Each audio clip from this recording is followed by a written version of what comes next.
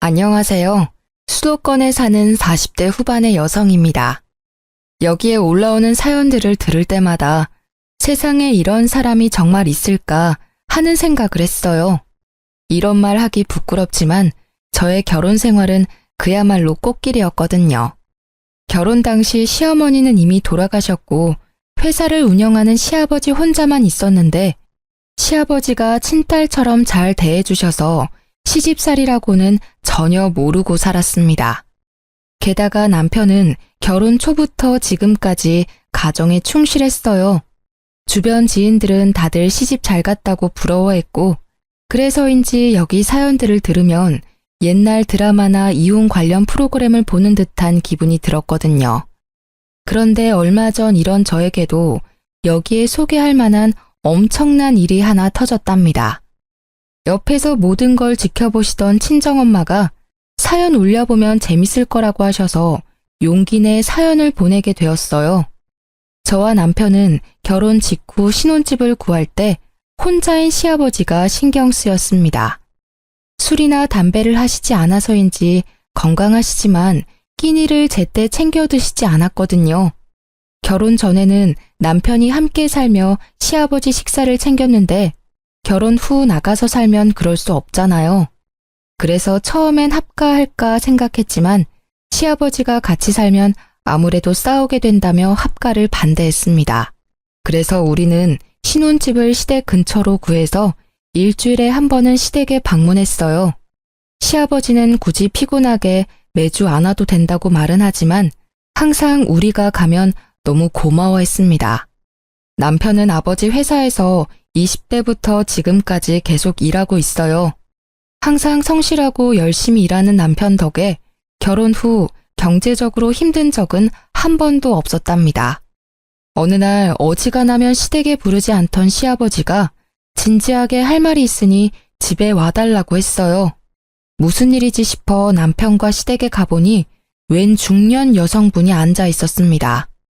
아버님, 저희 왔어요. 그런데 이분은 누구세요? 사실 내가 예전부터 만나던 사람이야. 이제부터 나도 다시 가정을 꾸리려고 하는데 너희 생각은 어떠니? 시아버지는 쑥스러워하며 재혼을 하겠다고 말했습니다. 사실 혼자 계신 시아버지가 걱정돼서 노인정 같은 곳에서 친구들도 만나고 여자친구도 사귀라고 농담 삼아 이야기한 적은 있었는데 이렇게 갑자기 결혼한다고 말할 줄은 몰랐습니다. 게다가 우리는 일주일에 한 번씩은 꼭 시댁에서 밥을 먹었거든요. 그래서 시아버지가 우리에게 말할 기회도 많았는데 그동안 전혀 내색을 안 하셨습니다. 너무 갑작스러운 상황에 너무 당황스러워서 아무 말도 못하고 있는데 시어머니 되실 분이 시아버지 무릎을 탁 쳤어요. 당신은 무슨 애들 의견을 물어요? 우리가 결혼하는데 얘들 의견이 뭐가 중요해요? 혼인신고까지 다 한마당에. 그런가? 아무튼 이 사람 말대로 혼인신고까지 다 했고 이제 살림도 합치게 됐다. 아버지, 아무리 그래도 결혼이라는 중대사를 아들인 제게 통보하는 건 아닌 듯한데 도대체 언제부터 만나신 거예요? 사실 너희들한테 말은 안 했지만 만난 지 1년은 넘었다. 그동안 내가 노인정 가고 친구 만나러 갔다는 거 다 이 사람 보러 다닌 거였어. 한 번은 아들인 저한테라도 살짝 언지를 주시지 그러셨어요. 매주 집에 찾아왔는데 한 번은 말씀해 주실 수도 있잖아요.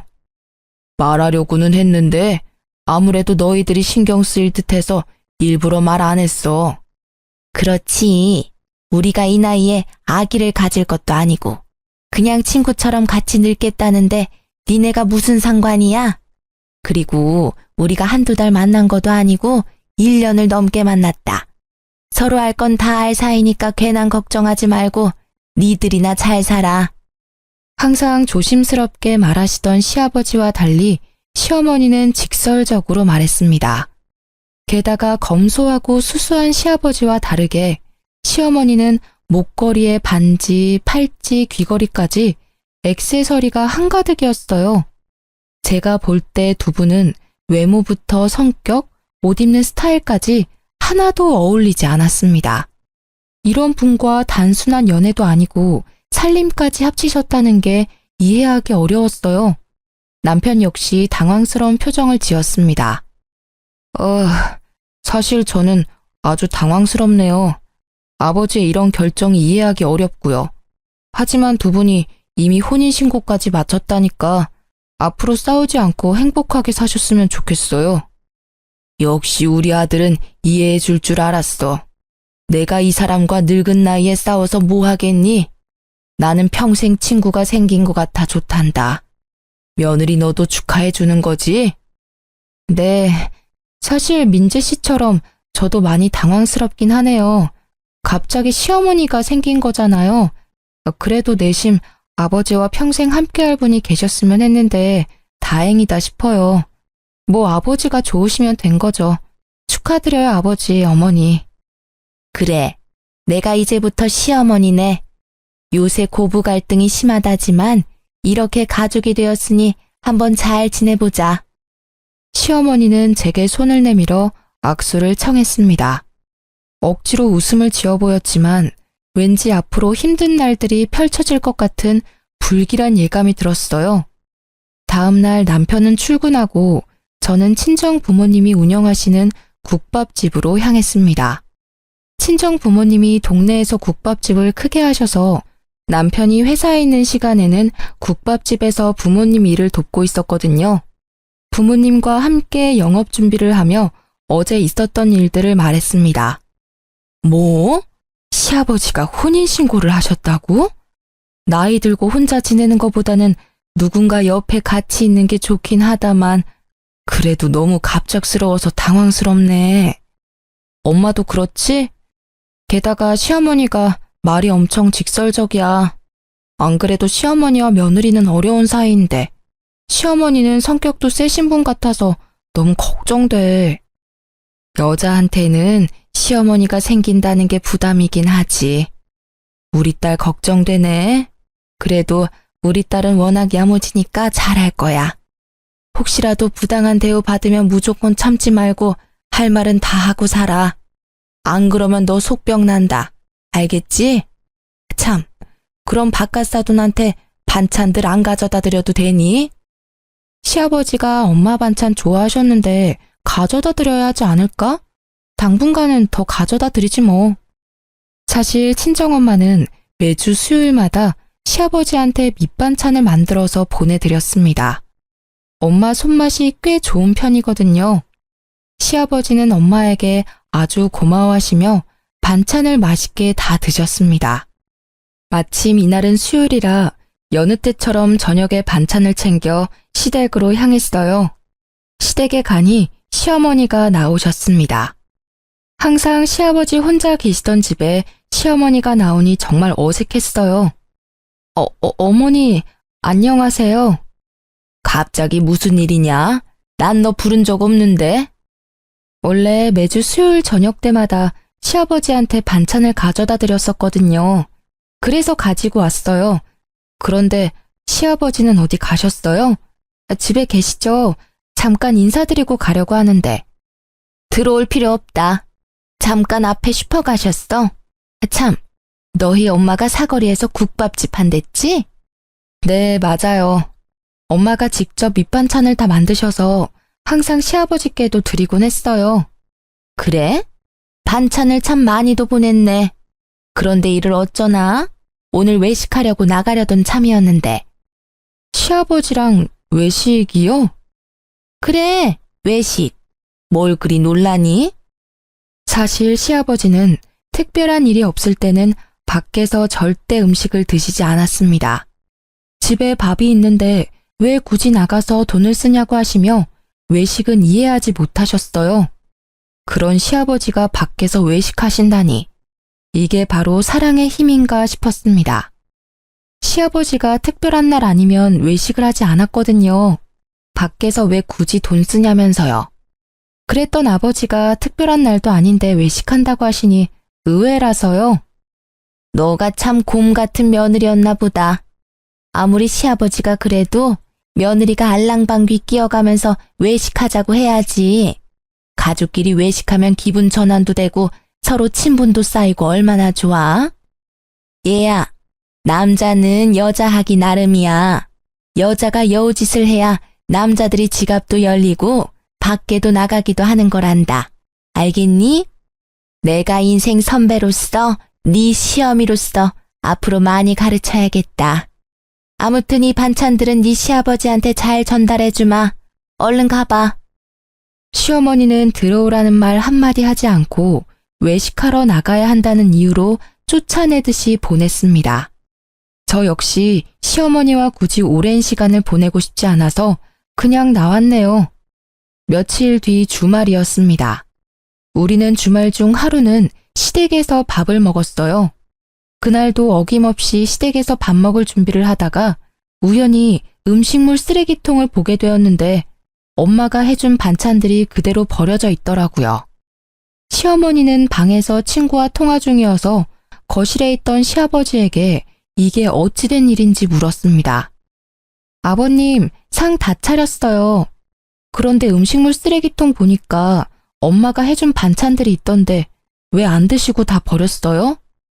아, 그거 한 입 먹어보니까 다 상했던데 맛이 이상해서 버렸다. 네? 그 반찬들 수요일에 엄마가 만들자마자 가져온 거예요. 상할 리가 없어요. 그냥 그런가 보다 하면 되지 뭘 그렇게 따져대니? 음식이 좀 상했으면 버릴 수도 있는 거지. 괜히 상한 음식 먹었다가 탈라면 병원비가 더 나와. 요새 병원비도 얼마나 비싼데 잔말 말고 밥이나 먹자. 가서 네 시어머니나 불러와. 항상 웃어주시고 한없이 친절하시던 시아버지가 정색하며 퉁명스럽게 말했습니다. 저는 너무 당황스러워 더는 말을 하지 못했어요. 섭섭한 마음을 뒤로하고 시어머니를 부르러 방문을 놓고 했는데 듣지 못했는지 여전히 통화 중이었습니다.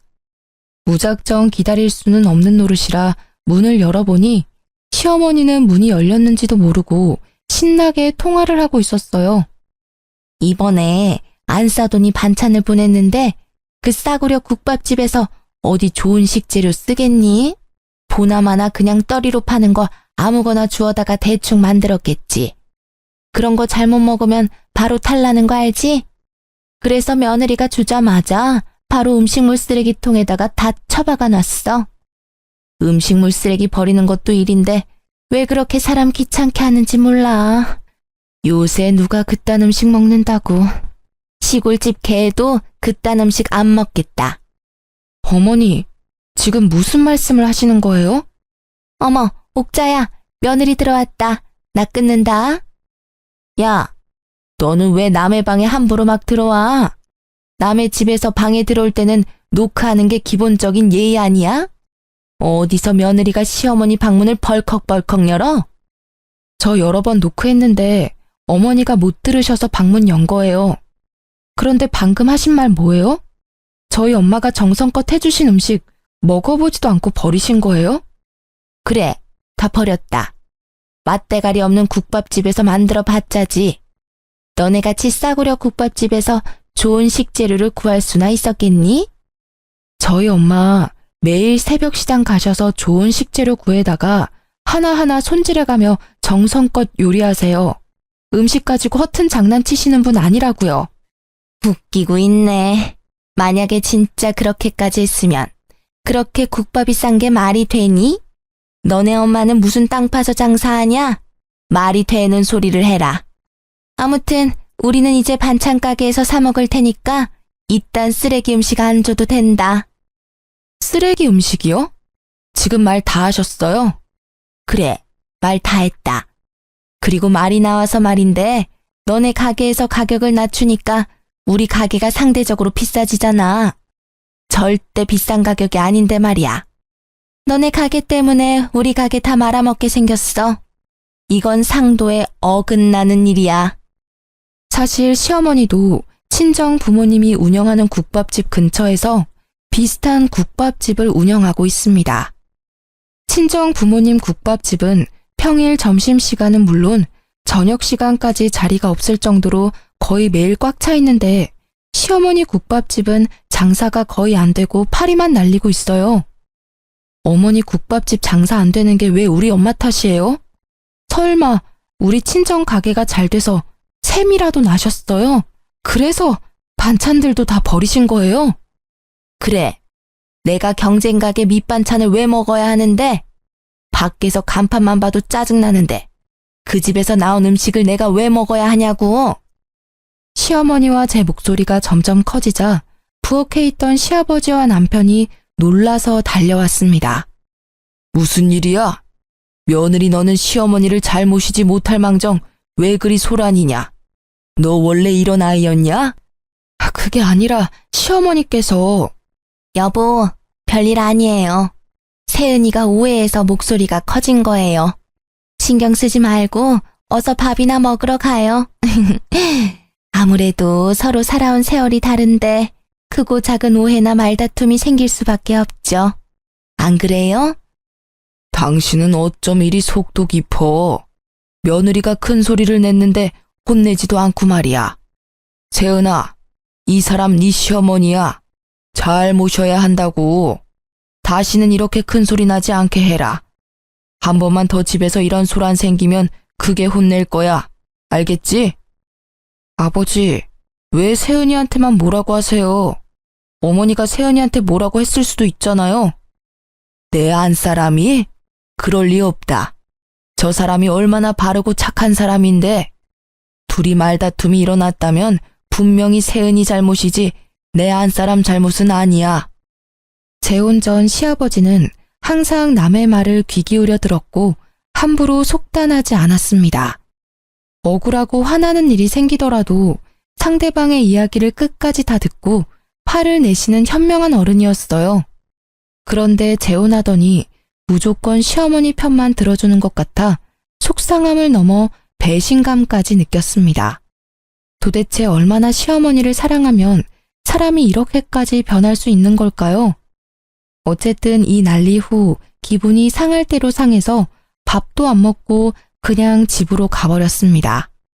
며칠 후 친정 가게에서 일하고 있는데 시어머니한테 전화가 왔습니다. 얘야, 지금 집에 좀 와라. 네? 지금 저 친정 부모님 가게에서 일하고 있는데요. 따로 할 말도 있고 줄 것도 있으니 빨리 와. 어머니, 그래도 제가 지금 여기서 일하고 있는데 어떻게 중간에 막 나와요? 지금 브레이크 타임 시간이잖아. 손님도 없는데 왜 못 오니? 빨리 와라. 시어머니가 오라고 하면 그냥 올 것이지 뭘 그리 말이 많아? 하도 오라는 통에 어쩔 수 없이 시댁으로 갔습니다. 시어머니가 제게 따로 할 말이 있다고 하는 걸로 보아 지난 주말에 엄마 음식을 버리고 우리 가게를 안 좋게 이야기했던 걸 사과라도 하려나 싶었어요. 명색이 시어머니인데 시아버지 남편이 다 있는 자리에서 바로 사과하기가 좀 힘들었을 수도 있잖아요. 솔직히 그날 기분은 많이 상했지만 그래도 어른이고 앞으로도 계속 볼 사이니 오늘 잘 이야기해야겠다고 다짐하며 시댁으로 들어섰습니다. 시댁에 가니 시아버지는 친구 잠깐 만나러 갔고 시어머니 혼자 집에 있었어요.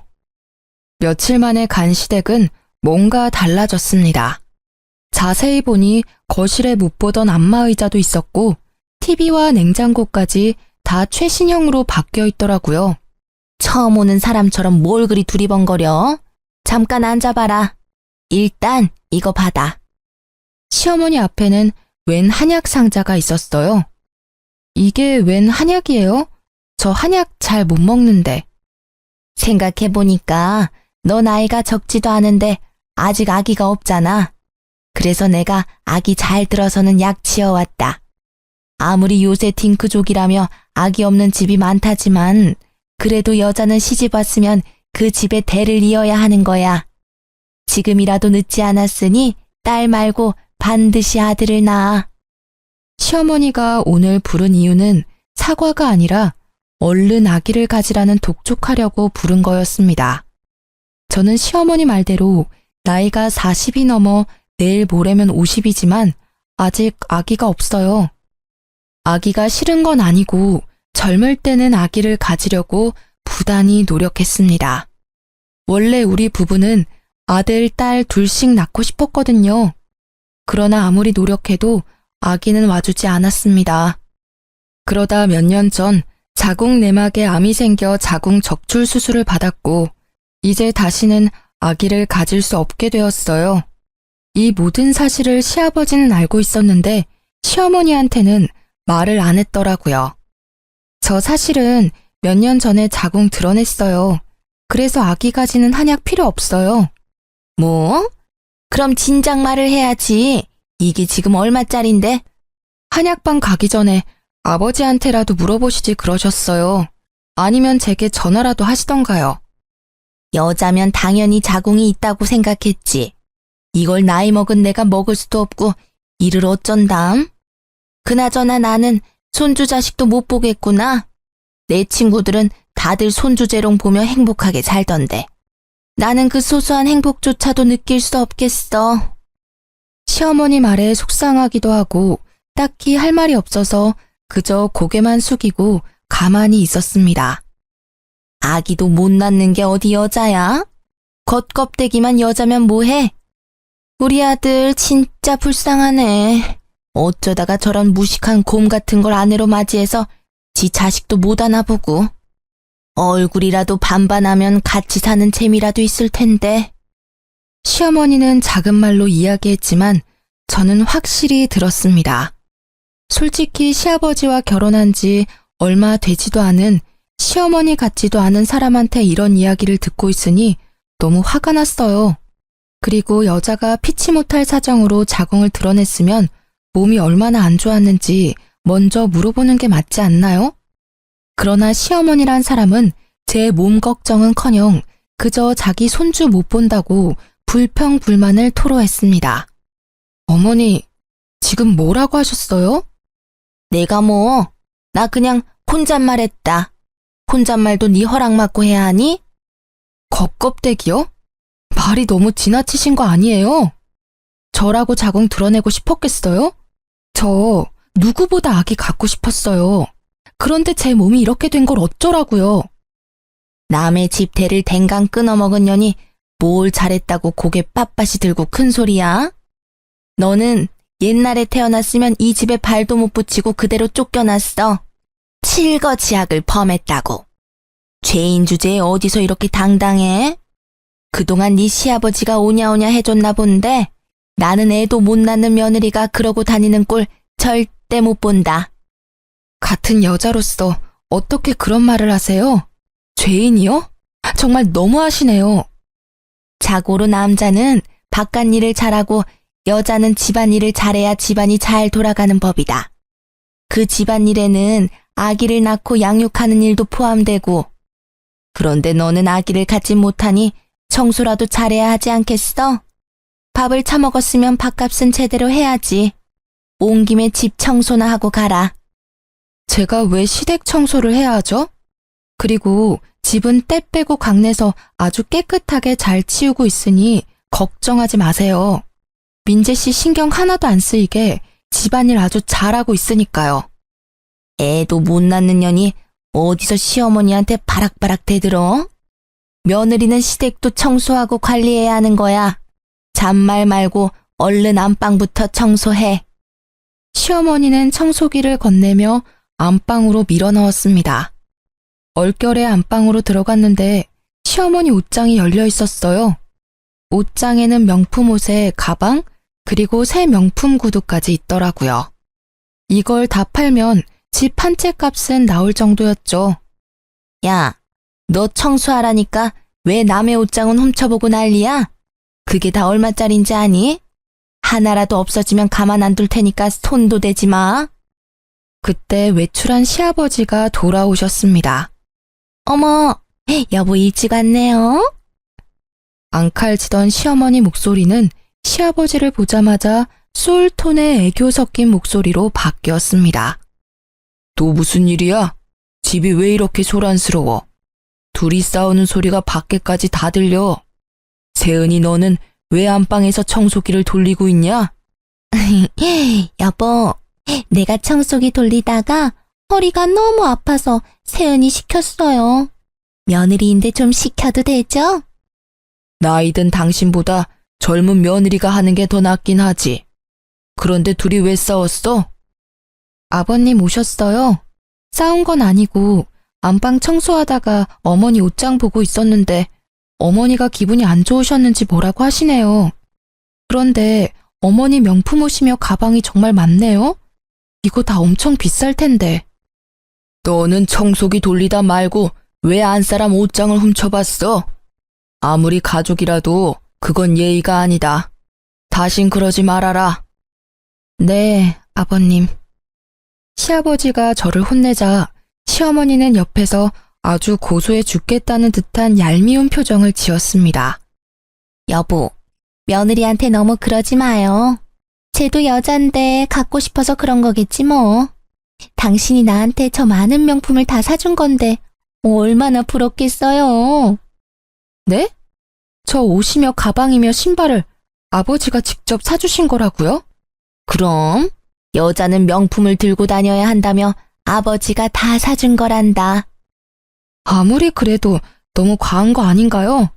명품 옷과 가방이 때에 따라 필요하기는 하지만 한두 개면 되잖아요. 야, 네가 뭔데 내 남편이 사주는 걸 뭐라 해? 그렇잖아요. 솔직히 우리 같은 평범한 사람들이 이렇게 명품이 많이 필요한가요? 그 입 못 닥쳐? 애도 못 낳는 년이 어디 시부모한테 함부로 입을 나불거려? 당신은 도대체 그동안 며느리 교육을 어떻게 했길래 애도 못 낳는 년이 이렇게 당당해요? 어머니 사치 부리는 거랑 저 아기 못 갖는 거랑 무슨 상관이에요? 그리고 이게 사치가 아니면 뭔데요? 뭐? 너 말 다 했어? 네가 뭔데 내 남편이 나한테 사주는 걸 뭐라 해? 시어머니는 발끈해서는 제 머리채를 잡았습니다. 아, 제가 뭐 틀린 말 했어요? 왜 머리채를 잡아요? 이 손 놓으세요. 시아버지는 이 상황을 보고서도 말리지 않았습니다. 결국 시어머니를 밀쳐내서 겨우 제 머리카락을 지킬 수 있었네요. 며느리야, 방금 네가 한 말은 선 넘었다. 필요해서 산 건데 사치네 과하다는 소리 들으면 얼마나 기분 나쁘겠어. 다시는 시어머니한테 그런 선 넘는 언행은 하지 말아라. 이걸 사준 나도 기분이 좋지 않구나. 시아버지는 철저히 시어머니 편이었고 더는 그런 시댁에 있을 수 없었습니다. 화가 난 저는 청소기를 집어 던졌어요. 두 분의 사랑이 아주 뜨거워서 여기 못 있겠네요. 청소고 나발이고 그냥 가겠습니다. 그리고 어머니, 제 머리채 잡은 거 다 고소할 거예요. 아시겠어요? 그렇게 시댁에서 뛰쳐나와 집으로 가니 남편이 퇴근하고 집에 와 있더라고요. 남편은 폭탄 맞은 제 얼굴을 보더니 깜짝 놀랐습니다. 무슨 일이야? 얼굴이랑 머리는 왜 그래? 놀란 남편에게 시댁에서 있던 일을 다 말해주었어요. 남편은 제 말을 듣고 화가 나서 당장 시댁에 쫓아가려고 했으나 또다시 그 집에 가서 싸울 기운이 없어서 그냥 있으라고 했습니다. 이후로 시댁에서 우리를 부르지 않았어요. 원래 저는 시아버지와 종종 통화했는데 전화조차도 없는 걸 보며 시어머니가 시아버지를 조종하고 있다는 생각이 들었습니다. 사실 시아버지는 혼자 살 때 월 50만 원도 안 쓰는 절약 정신이 투철한 사람이거든요. 냉장고 TV를 한 번 구매하면 최소 10년은 썼고 중간에 고장나도 어떻게든 고쳐서 사용했습니다. 옷에 구멍나도 바느질을 해서 최소 5년은 입었고 양말 한 짝도 함부로 버리지 않았어요. 이런 사람이 시어머니와 결혼한 후로 명품 옷과 가방을 사고 가전제품도 최신형으로 다 바꿨잖아요. 이게 다 뭐겠습니까? 보나마나 시어머니한테 휘둘린 거겠죠. 솔직히 이러다가 나중에 뭔 일이 날 것 같았지만 제가 뭐라고 할 수는 없었습니다. 사치라는 단어 썼다가 머리채 제대로 뜯기고 왔는데 더 관여했다가는 난리 날 것 같았거든요. 대신 시어머니에 대해 알아봐야겠다는 생각이 들었습니다. 집에서 친정 가게로 가는 길에 시어머니 국밥집이 있었거든요. 오다 가며 가게 안을 슬쩍 쳐다봤는데 한 번도 시어머니가 일하는 걸 본 적이 없어요. 가게에 자주 없더라고요. 장사는 전부 직원한테 맡겨둔 상태였고요. 하루는 직원이 음식물 쓰레기를 버리러 나오길래 얼른 가서 요새 사장님 잘 나오냐고 물어봤어요. 사장님이요? 우리 사장님 일주일에 한 번 정도만 오세요. 사실 시어머니는 평일에 매일 출근한다며 자기도 참 바쁜 사람이라고 생색낸 적이 있었거든요. 매일 출근하면서 가게는 내팽겨두고 어딜 가는지 궁금해지기 시작했어요. 그러면 안 되는 걸 알지만 하루 날 잡아서 시어머니를 미행했어요. 시어머니는 아침 일찍 출근하듯 집을 나와 근처 백화점으로 향했습니다. 명품관에서 아이쇼핑을 하다가 점심 먹을 쯤 어떤 남자를 만났는데 팔짱을 끼는 걸 보니 보통 사이가 아닌 듯 했습니다. 그 모습을 몰래 사진 찍어두고 친정가게에 출근해 친정엄마한테 보여줬거든요. 그런데 엄마가 사진을 가만히 보더니 깜짝 놀라더라고요. 이 남자가 너네 시어머니랑 같이 있었다고? 응. 팔짱까지 끼는 거 보면 보통 사이는 아닌 게 확실해. 세상에, 얘 나랑 고등학교 동창이야. 얘 옛날에 사기죄로 감방도 다녀왔다던데. 아무래도 너네 시어머니 이상하다. 한번 잘 알아봐. 아, 길 건너에 흥신소 있던데 거기에 의뢰해보던가. 아무래도 시아버지가 뭔가 잘못 걸린 것 같아서 걱정된다. 저는 당장 흥신소로 가서 그날 시어머니를 의뢰했어요. 예상에도 없던 큰돈이 들긴 했지만 그래도 시아버지를 위해서 반드시 확인할 필요가 있다고 생각했습니다. 며칠 뒤 흥신소 직원에게 연락이 왔는데 너무 충격적이었어요. 시어머니라는 분 연세도 있으신데 아주 대단하시네. 무려 두 남자 사이를 오가며 불륜을 저지르고 계셨어요. 나는 그렇게 하라고 해도 못하겠는데 참 건강하시네. 아무튼 지금 사진 보낼 테니까 한번 봐봐요. 사진을 보니 그때 백화점에서 팔짱 끼던 사기꾼 남자 말고도 또 다른 남자와 불륜을 저지르고 있었습니다. 그러고서는 평생 착실하게 돈만 모으며 살아온 시아버지를 꿰어서 시아버지에게도 명품을 차곡차곡 받아낸 것이죠. 시어머니의 기가 막힌 만행들이 수많은 사진 속에 담겨 있었죠. 이 카드를 어떻게 써야 될지 고민하고 있는데 때마침 시어머니한테 전화가 왔습니다. 다음 주에 너네 시아버지 생신 아니냐?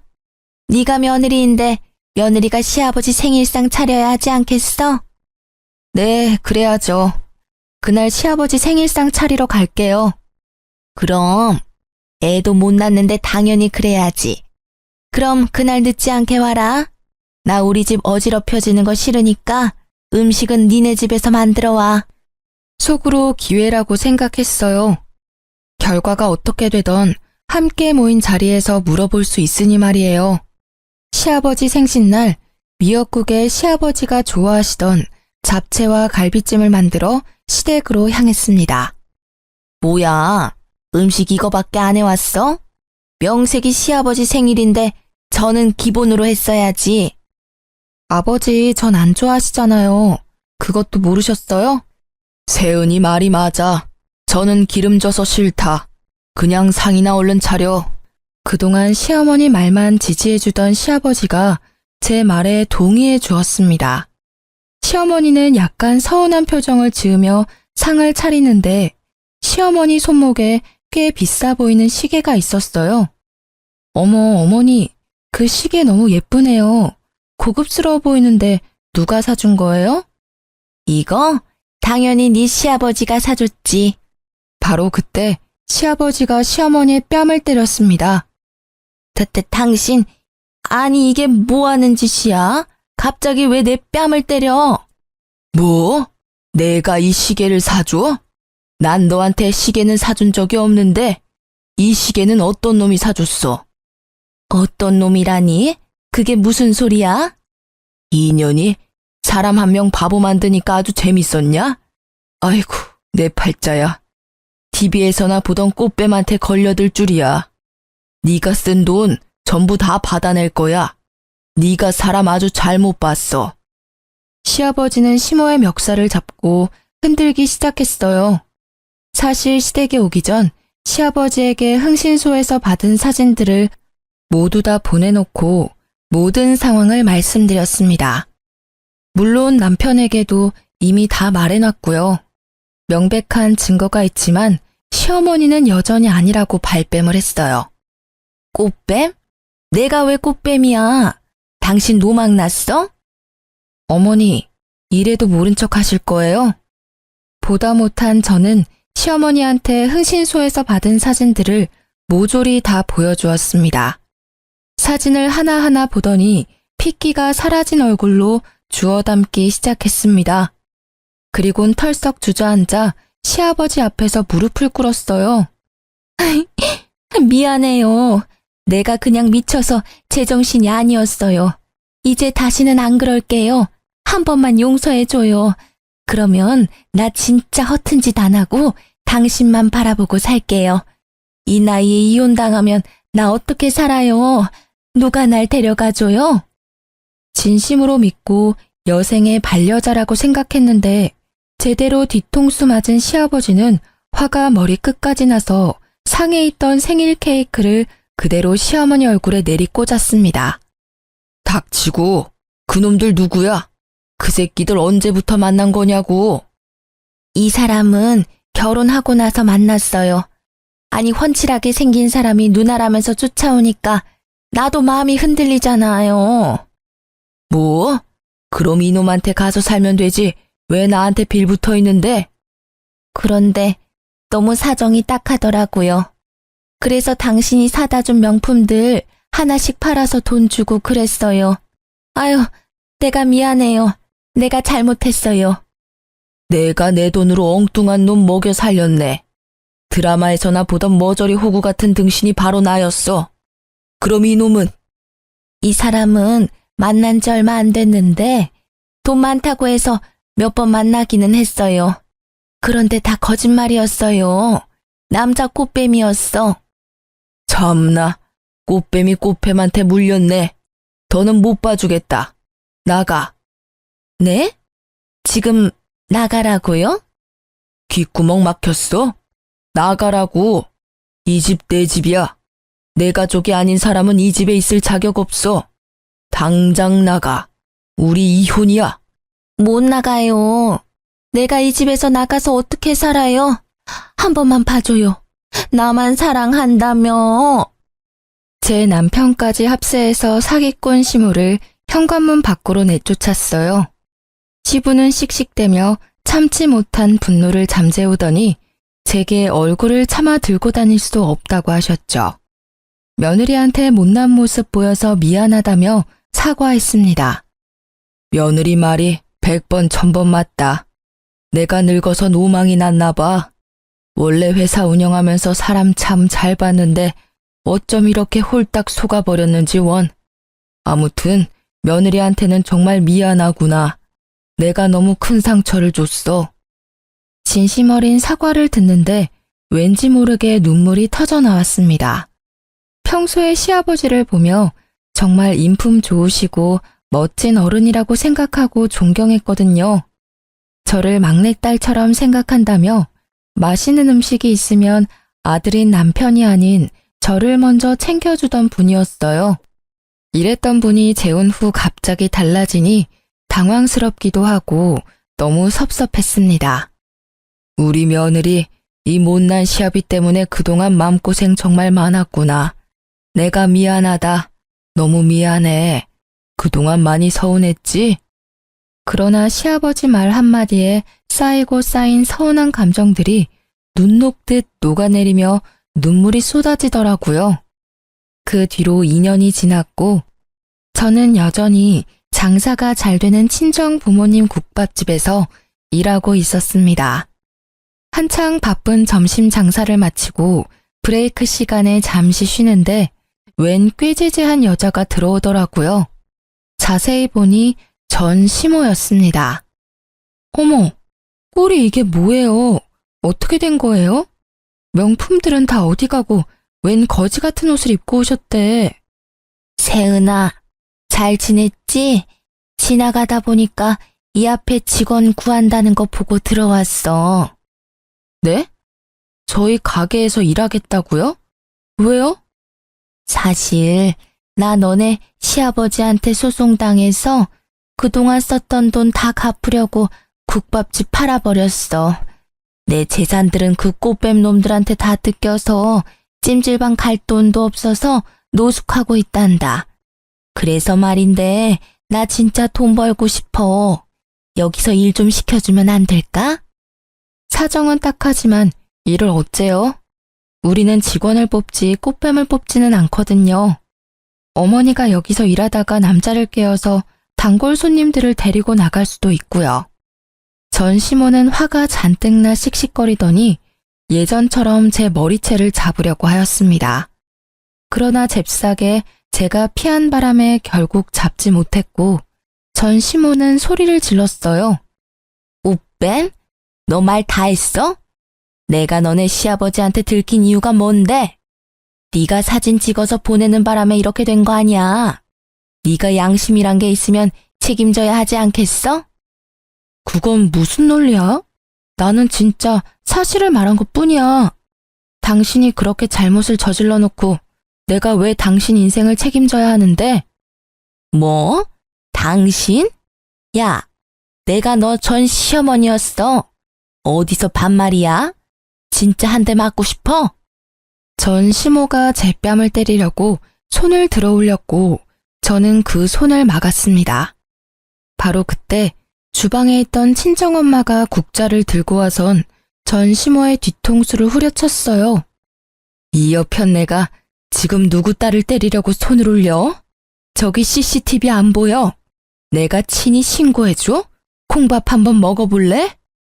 전 시모는 친정엄마를 보더니 두 손을 모아 공손히 인사를 했습니다. 여기 사장님 되시죠? 진짜 제가 참 염치가 없는데 한 번만 부탁 좀 합시다. 보시다시피 제가 형편이 어려워서 그런데 진짜 딱 한 번만 여기서 일하게 해주세요. 배도 고프고 갈 데도 없고 잘 곳도 없고 죽을 지경입니다. 사장님도 저 아시죠? 저도 국밥집 경영해봐서 일은 아주 잘합니다. 그래요? 정말 여기서 할 수 있겠어요? 우리 가게는 손님이 아주 많아서 일이 많아요. 거기 직원들 3명 정도 할 일을 혼자 하게 돼도 상관없어요? 시켜만 주시면 뭐든 열심히 할게요. 제가 지금 찬밥 더운 밥 가릴 처지가 아니라서요.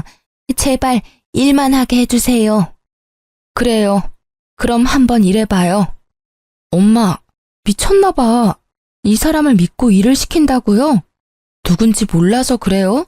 사람 마음 가지며 장난치며 돈이나 뜯어먹던 꽃뱀이었다고요. 야, 너 말 조심 안 해? 이봐, 당신이나 말 조심해. 여기서 일하게 해주는 대신에 우리 딸이랑 말 한마디도 섞지 말아요.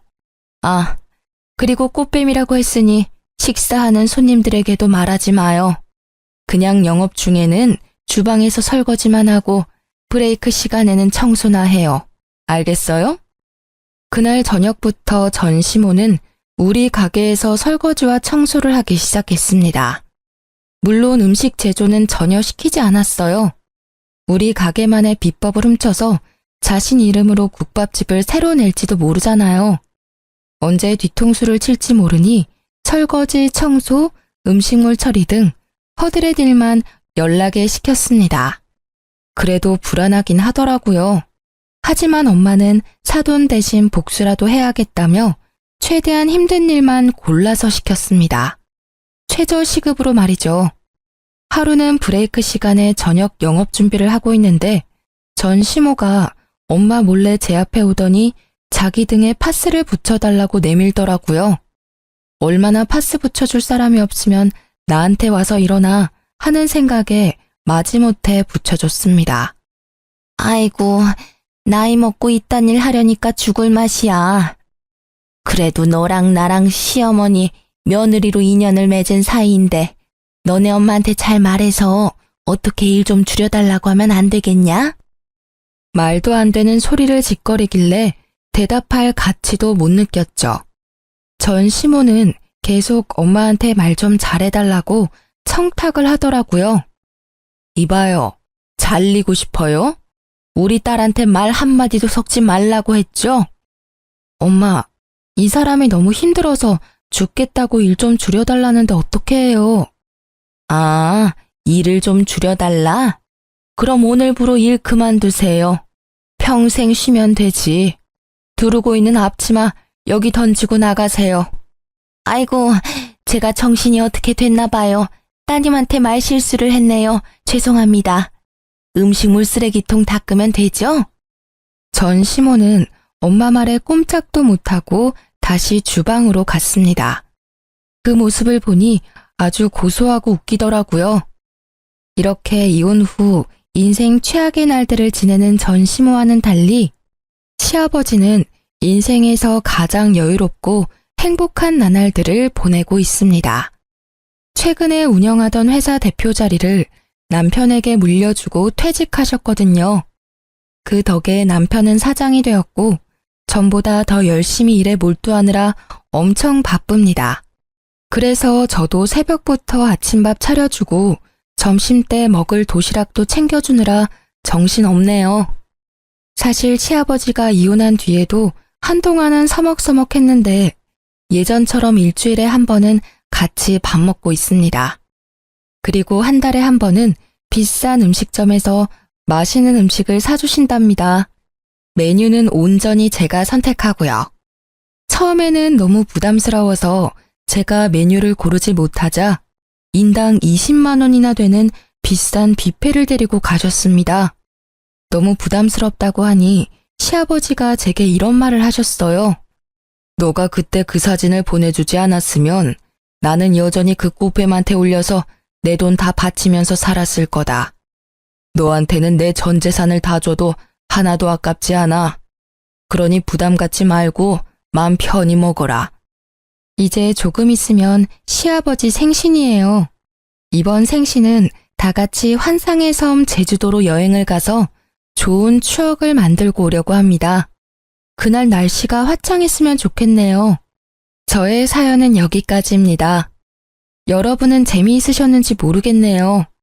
끝까지 들어주셔서 감사합니다.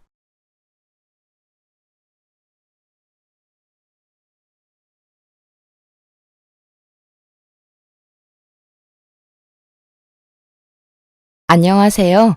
저는 서울에 거주하고 있는 30대 중반의 여성입니다. 이제 막 돌진한 남자아이를 키우고 있는데 처음 육아라 많이 어렵고 지칠 때도 있네요. 여기에 남편이랑 이혼까지 하고 나니 속이 너무 답답하고 힘들더라고요. 가족들에게 이야기하자니 걱정하실까 염려스럽고 그렇다고 친구들에게 이야기하면 어쩐지 제 얼굴에 침 뱉기 같아서 어떻게 이 답답함을 풀어야 할지 모르고 살고 있었습니다.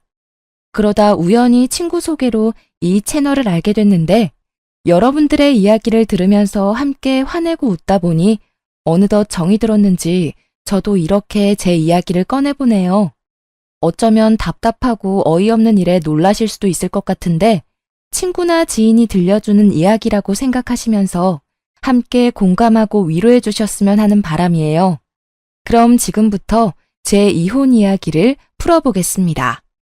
저랑 남편은 불같은 사랑을 한 것도 아니고 그냥 결혼 정년기에 서로 짝이 없던 찰나 부모님들 지인이 서로 중매를 서주셔서 맞선 비스무리하게 소개팅을 했고 집안이나 조건 모두 비슷해서 빨리 결혼한 케이스인데요.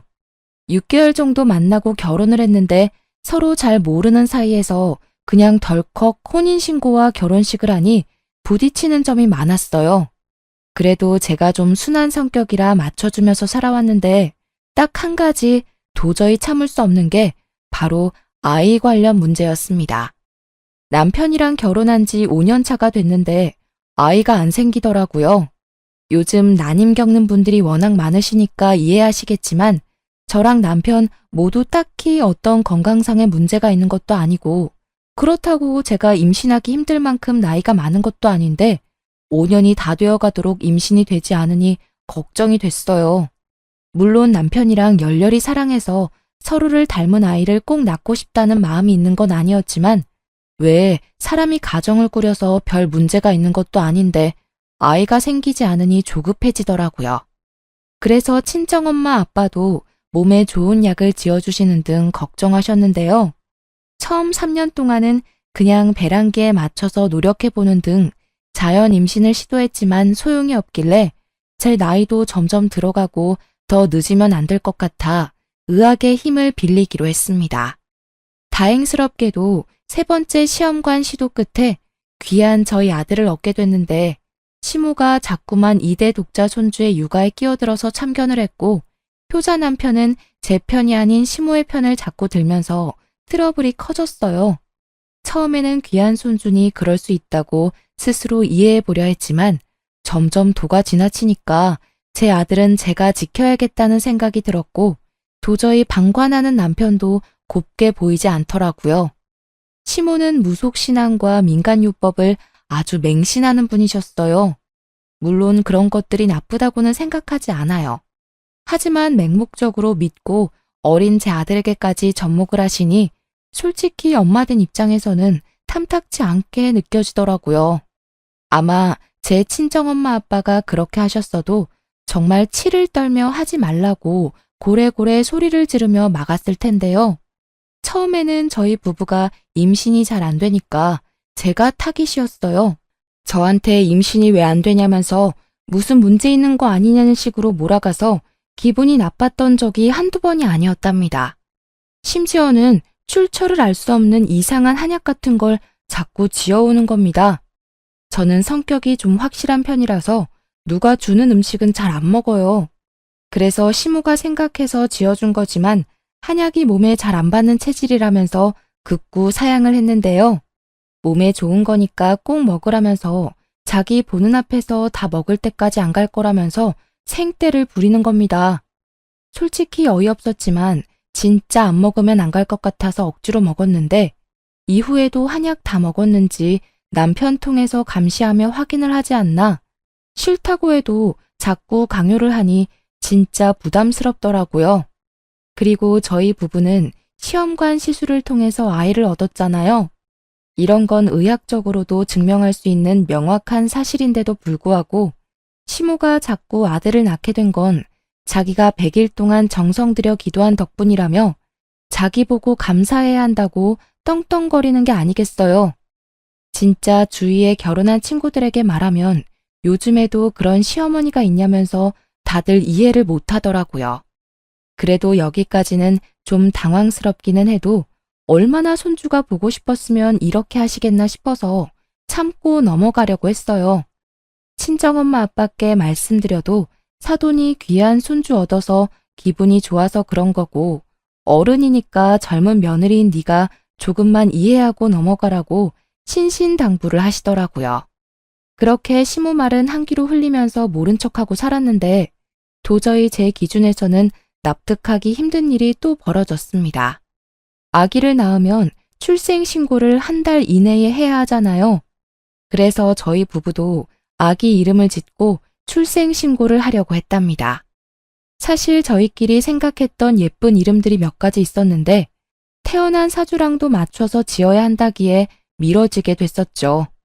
그런데 대뜸 시모가 2대 독자 손주가 앞으로 큰 인물이 되고 건강해지는 이름이라면서 요즘 어린아이들에게 절대 안 쓰는 무슨 1950년대에나 쓸 법한 촌스러운 이름을 권하는 거예요.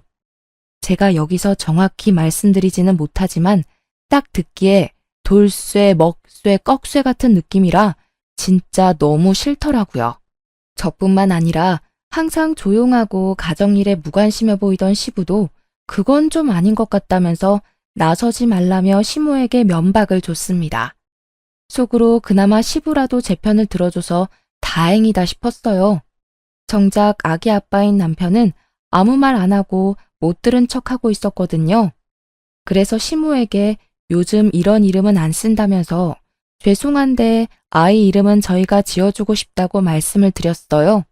그랬더니 시모가 바락바락 화를 내는 게 아닙니까? 어머니, 죄송한데 이름이 요즘 태어난 아이랑은 안 어울리는 것 같아요. 알아봐 주신 건 너무 감사한데 저희가 철학관 가서 알아서 지을게요. 무슨 소리야 그게? 내가 이 이름 지어오느라고 얼마나 고생했는 줄 아니? 몇 날 며칠 정성 들여서 지은 거야. 애한테 이름이 얼마나 중요한데. 중요하니까 드리는 말씀이에요. 요즘은 애들이 영악해서 조금만 놀릴 거리 있어도 왕따 시키고 그런단 말이에요. 뉴스 좀만 봐도 나와요, 어머니. 저는 제 아들이 그렇게 힘들어하는 거 보기 싫어요. 이번만은 제 뜻대로 하게 해주세요. 글쎄 안 된다니까. 이 이름으로 해야 우리 귀한 손주가 잘 큰다고. 너는 어른 말을 무시하는 경향이 있다? 나야말로 부탁 좀 하자. 이번에는 내 말 들어야 해. 막말로 우리 손주 잘못되면 책임질 거야? 아니, 자기 손주이기 이전에 제가 10달 동안 품어 배 아파 낳은 제 아들인데 이렇게 본인이 알아온 이름을 강요하는 게 말이 되나요? 뭐 고작 이름 하나 가지고 양보할 수 있다고 생각하는 이해심 넓은 분이 계실지는 모르겠지만 저는 그러기 힘들더라고요. 특히 아직 태어난 지 한 달도 안 된 신생아에게 무슨 이름을 잘못 지어서 아기 잘못되면 책임질 거냐느니 본인의 뜻을 관철시키기 위해 협박까지 일삼는 시모의 모습에 이번만큼은 진짜 저 고집을 확 꺾어야겠다는 생각마저 들었습니다. 그래서 화내고 소리치는 시모의 모습에 어이가 없었지만 당황한 기색을 꾹 참고 태연하게 행동하며 안 된다고 말을 했어요. 저 혼자 그러면 안 먹힐 것 같아서 남편한테도 뭐라 말 좀 하라고 했죠. 그런데 남편이 머리 아프다면서 자리를 피해버리는 겁니다. 마지막 희망인 시부에게 눈치를 줬는데 시부도 시모의 등살에 시달리게 생활화됐는지 똑같이 에이 하면서 집을 나가버렸어요. 그래도 어쩝니까? 도와주는 사람 없어도 제가 제 아들 엄마잖아요. 꿋꿋이 죄송하지만 저희끼리 알아서 짓겠다고 시모를 돌려보냈어요. 그리고 그날 밤 남편에게 분명히 말을 했죠. 우리 아들 이름은 우리가 지을 거니까 더 이상 시모한테 휘둘리지 말라고요. 그랬더니 남편이 알겠다고 하더라고요. 그래서 저는 마음 편하게 유명한 철학관에 가서 아기에게 맞는 이름 후보를 몇 가지 골라왔고 남편이랑 상의해서 제일 마음에 드는 하나를 선택했답니다. 그렇게 아이 보느라 바쁜 저 대신 남편이 출생신고를 하러 갔었어요. 가는 길에도 한자 적힌 종이에 표시까지 해주면서 거듭 확인을 시켜줬죠. 시간이 흘러 당연히 저는 그 이름으로 출생신고를 했다고 생각했고 친정 식구들과 친구들에게도 자랑하고 아이 통장도 만들어주기로 했어요. 그런데 잠시 아이를 친정엄마에게 맡기고 통장을 개설하기 위해 아이 관련 등본과 서류를 뽑는데 제 아들 이름이 시모가 바득바득 우기던 그 이름으로 올라가 있는 겁니다. 이게 무슨 일이지 싶고 너무 어이가 없더라고요. 순간 시모가 중간에서 수작을 부렸나 싶어 화가 치밀었습니다. 바로 남편에게 전화를 걸었는데 정말 어처구니 없는 사실을 알게 됐어요. 여보, 큰일 났어. 등본에 우리 아기 이름이 잘못 올라가 있는데? 당신 제대로 한 거 맞아? 이상해. 어머니가 중간에서 뭐 하셨나? 어머니가 하라던 이름으로 올라가 있어. 그거 내가 한 거야. 뭐? 그게 무슨 소리야? 당신이 어머니가 하라는 이름으로 우리 아기 출생신고를 했다고? 아니 사실 생각해보니까 엄마가 기껏 생각해서 지어준 건데 그렇게까지 주장하는 데는 다 그만한 이유가 있지 않을까 싶어서 아무렴 자기 손주인데 잘못되는 일을 하셨을까? 그걸 지금 말이라고 하니? 설사 그렇다고 하더라도 어떻게 나한테 한마디 상의도 없이 중간에서 이렇게 일을 처리해. 나랑 당신 부부잖아. 그리고 우리 아기 이름이고. 근데 이렇게 어머니 편에서 생각해서 다 처리해버리면 나는 뭐가 돼? 그렇게 깊게 생각해서 한 건 아니야. 너무 예민하게 굴지 마, 여보. 엄마가 가족관계 증명서까지 떼오라고 그러는데 너무 머리가 아파서 진짜 내가 이번만 엄마 말 들어주자. 당신이 이해 좀 해주라. 우리 아들 평소에는 예쁜 이름으로 불러주고 나중에 정 아니면 개명하면 되잖아. 그러는 사람들도 많다더라. 남편의 헛소리를 더 이상 듣고 있을 수 없었어요. 남편은 저랑 부부인데 이렇게 시모에게 휘둘리면서 아내인 제 의견은 묵살해버리는 게 맞는 일인가요? 진짜 옆에 있었으면 확 깨물어버리고 싶을 만큼 얄미웠어요. 바로 전화 끊고 너무 화가 나서 친정엄마에게 전화를 했습니다. 그래서 자초지종을 말하니까 친정엄마도 너무 어이없어 하더라고요. 그러면서 출생신고를 마쳤으니 정정도 어렵고 개명해야 한다면서 시모가 보통이 아니니 조심하라고 혀를 내두르셨어요. 친정엄마도 지인 말만 듣고 결혼을 하라고 주선을 했는데 시모가 이렇게까지 고집불통인 줄은 미처 모르셨나 봐요. 심지어 제가 지금 남편 말고 이전에 결혼하겠다고 데려온 남자가 있었는데 그때 반대를 해서 헤어지게 된 걸 미안했다고 사과까지 하셨어요. 결혼 생활이 많이 힘드냐고 애도 키우느라 지칠 텐데 이런 마음고생까지 하느냐면서 우시더라고요. 상황이 이쯤 되니 괜히 친정엄마한테 걱정만 안겨드리는 것 같고 저도 죄송한 마음이 생겨서 괜찮다고 거짓말을 할 수밖에 없었어요. 나중에는 저의 화나고 속상한 마음은 숨기고 괜찮아, 꼭 개명시킬게, 어쩔 수 없지 이랬네요. 오히려 제가 친정엄마 안심시키려고 이런 말을 하게 되더라고요. 그렇게 고집불통 시모와 그런 시모에게 꼼짝 못하는 남편, 그리고 제 결혼 생활이 힘들면 그걸 본인 탓이라고 미안해하는 친정엄마와의 관계에 갇혀 어떻게 해야 할지 몰라 답답했습니다.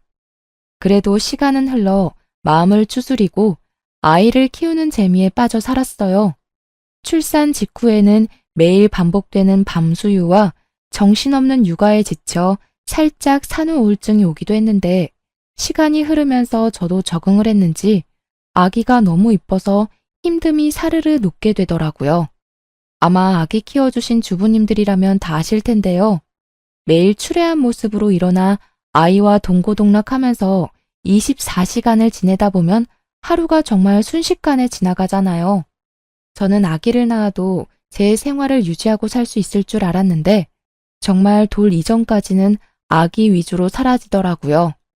바깥바람이라도 좀 쐬려고 아기를 유모차에 태우고 공원이라도 다녀오면 녹초가 돼서 쉬고 싶지만 젖병 씻으랴, 집안일 하랴, 이유식 만들랴. 정말 몸이 하나인 게 아쉬울 지경이던 거 있죠? 물론 나중에는 젖병도 물량 공세로 여러 개 돌려쓰고 이유식도 시판을 사서 먹이고 나름 편한 방법을 찾기도 했어요. 그래도 제 몸 하나 건사하기 힘든 초보맘인 터라 처음 하는 출산과 육아가 정말 힘들더라고요. 남편이 좀 도와주기라도 했다면 좋았겠지만 야근이 많은 특성상 제가 무조건 독방 육아를 할 수밖에 없는 상황이었어요. 하지만 아기가 예뻐서 이 모든 걸 감수하고 있었답니다. 그런데 정말 시시때때로 걸려오는 시모의 영상통화는 참기 힘들더라고요. 물론 저도 이해를 합니다. 귀하게 얻은 손주가 얼마나 보고 싶고 애틋하겠어요. 저희 친정엄마 아빠도 영상통화하는 재미에 빠졌다면서 웃으시니 그 모습을 보는 것만으로도 뿌듯하고 아기 낳길 잘했다 싶었거든요. 그런데 시모는 너무 중간이 없는 겁니다. 하루에도 4-5번씩 영통을 걸어오고 혹여나 제가 아기 낮잠을 재우거나 이유식을 먹인다고 못 받으면 무슨 일 있냐고 뭐 하냐고 꼬치꼬치 답할 때까지 캐묻는데 진짜 혼자 아기랑 씨름하고 있을 때 이렇게 닥달을 하면 저도 사람인지라 짜증이 나더라고요. 그래도 얼마나 좋으면 이러실까 싶어 꾹 참았습니다. 영통 오면 오는 대로 받아주고 혹여나 아기 자느라 못 받는 상황이면 아기 재우고 나서 깨면 연락드리겠다고 하고 다 지켰어요. 그런데 사람이 호의가 계속되면 권리인 줄 안다더니 제가 너무 시모에게 다 맞춰주고 살았던 걸까요? 눈치 없는 시모가 점점 제 육아에 입을 대고 간섭을 하는 겁니다. 애미야, 애 운다. 울기 전에 밥 줘라. 자꾸 울어서 주는 버릇하면 애 성격 나빠진다고 몇 번을 말하니? 아, 어머니, 방금 보충 분유 먹여서 안 먹을 거예요. 그리고 지금은 아직 이유식 2번 먹이는 때라서 나중에 저녁으로 먹이면 돼요. 제가 알아서 할게요. 아니, 이렇게 이가 났는데 왜 아직 분유를 줘? 밥 주면 된다. 예, 애 이리 줘봐라. 내가 죽 만들어서 먹일게. 그리고 애가 왜 이렇게 말랐니? 이제 보니까 밥 안 주고 아직 이렇게 분유 줘서 살이 안 찌는 거 아니야? 아이고, 엄마가 밥을 안 줘서 우리 아기 배고팠죠요. 어머니, 돌되기 전까지는 하루에 500ml 정도는 우유 먹여야 해요. 요즘 육아서에 다 그렇게 적혀 있는데 예전이랑 달라요, 어머니. 그리고 얘는 많이 먹이면 토해서 제가 조절하는 거예요. 내가 애를 안 키워봤니? 셋이나 키웠어. 다 똑같은 아기인데. 옛날이랑 다르기는 뭐가 달라? 요즘 애들은 다 글로만 육아를 배워서 이뿐만이 아니었습니다. 저희 아들은 좀 예민한 편이라 통잠을 안 자더라고요. 그러다 보니 제가 밤에 너무 힘들어서 수면 교육을 해야겠다 결심했거든요. 수면 교육을 해두면 아기가 적응을 해서 혼자서도 잘 자고 오히려 통잠을 푹 잔다는 말이 많아서 꼭 시도해보고 싶었어요. 그렇게 열심히 노력한 끝에 아기 방에 따로 분리수면까지 성공을 했습니다. 그런데 이거 가지고 시모가 난리를 부리더라고요. 아니 얘, 애를 왜 이렇게 다른 방에 재우는 거야? 너희가 데리고 자야지. 잠자다 깨서 혼자 있으면 얼마나 무섭겠어? 어머니, 지금 애기 너무 잘 자요. 원래 저희랑 붙어 잘 때는 애가 너무 예민해서 조금만 움직여도 깨고 그랬는데 옆에 아무도 없으니까 더 편하게 오래 통잠 자요. 괜찮아요. 무슨 소리야? 누가 그렇게 매정하게 애를 키운다니? 나는 안 그랬다. 자고로 애는 엄마 품속에서 체온을 느끼면서 자야 정서적으로 안정되고 그러는 거야. 너 그러다 나중에 큰일 나. 무슨 큰일이요? 요즘 엄마들은 다 이렇게 키워요. 세상이 달라졌어요. 세상이 달라지긴 뭐가 달라져? 애기들은 다 똑같다. 엄마 품 찾고 그러면서 크는 거지. 팽한 방에 혼자 두고 이게 아동학대지 뭐가 아동학대니? 아유, 불쌍한 우리 손주. 아니, 엄마고 주 양육자인 제 육아관에 이렇게 입을 대는데 제가 너무 짜증이 나고 열받는 게 당연하지 않나요? 저도 나름대로 열심히 아기를 키워보려고 노력 중인데 칭찬하고 위로해주지는 못할 망정 학대 운운하면서 저를 나쁜 엄마로 몰아가는데 진짜 듣자 하니 너무 화가 나고 같이 있기 싫더라고요. 마침 남편이 퇴근하고 집에 왔길래 이때다 싶었어요. 어머니, 그럼 아기 좀 봐주세요. 어머니 아기 잘 보시고 셋이나 잘 키워내셨으니까 손주 좀 봐주시라고요. 저 애 키우느라 하루 종일 집에 갇혀 있느라고 친구도 못 만났는데 오늘 친구 좀 만나고 들어올게요. 갑자기? 나 약속 있어. 가긴 어딜 가. 당신은 맨날 일한다고 육아는 나몰라라 하고 친구도 자주 만나는데 나도 힐링 좀 하고 싶어서 그래. 어머니가 아기 잘 보시니까 믿고 나갈 수 있는 거잖아. 안 그래요, 어머니? 아이고, 그래. 나 갔다 오너라. 내가 봐줄 테니까. 내가 이렇게나 속이 넓고 깊은 시어머니다. 나 같은 사람 있으면 나와보라 그래. 우리 손주, 할미가 밥 주고 재워주고 다 해줄게요. 걱정 말아요. 엄마는 이런 거 안 해주지? 어휴, 불쌍한 내 새끼. 들었지? 당신 약속 깨고 어머니랑 같이 아기나 잘 봐. 다녀올게. 그 길로 바로 옷만 갈아입고 가방 들고 집을 나왔어요. 사실 약속이랄 것도 없었습니다. 출산하고 육아하느라 평일 저녁에 마음 편하게 불러낼 친구 하나 없어진 제가 한심하더라고요. 그래도 오랜만에 저녁 시간에 자유를 얻어서 집 앞 공원도 걷고 카페에 들어가서 한가롭게 지나가는 사람들 구경도 하고 이게 바로 자유부인의 여유구나 싶어 기분이 좋아졌어요. 진작 이렇게 맡기고 나와서 놀 걸 내가 괜히 혼자 다 하려고 했나? 이제 좀 내려놓고 살자 라는 생각도 했고요. 얄미운 말만 골라 하는 시모지만 그래도 이렇게 손주를 좋아하고 잘 봐주신다고 하니까 나와서 놀 시간도 생기고 좋은 점도 있네? 긍정적인 생각도 했죠. 그런데 저도 참 우스운 게 엄마는 엄마더라고요. 아기랑 떨어져서 혼자 있으면 아기 생각이 하나도 안 날 것 같았는데 괜히 폰을 뒤적여서 신생아 시절 옛날 사진을 보고 아유 귀여워 진짜 많이 컸네. 혼자 이렇게 주접을 떠는 거 있죠? 그러면서 저 없이 남편이랑 시모가 예민하고 까탈스러운 우리 아들 때문에 얼마나 고생하고 있을까 궁금해졌어요.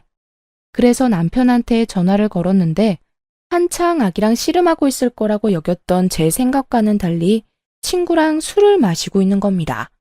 알고 보니 제가 나가고 아기는 시모에게 덜렁 맡겨두고 그대로 친구를 만나러 팽 나가버린 거였어요. 진짜 이게 아빠 맞나? 뺀질한 남편이 너무 얄밉더라고요. 그러면서 집에 혼자 있을 시모와 아기 생각이 났습니다. 아무리 할머니라고 해도 낯가림을 시작하는 아기가 울지는 않을까, 엄마 없는 걸 알고 불안해하지는 않을까 바보처럼 걱정이 되더라고요. 그래서 신경이 쓰여서 2시간도 안 돼서 집에 들어갔어요. 그런데 한창 아기 보느라 정신없이 바쁠 거라 생각했던 시모는 안 보이고 아기 혼자 놀이매트 위에서 놀고 있더라고요.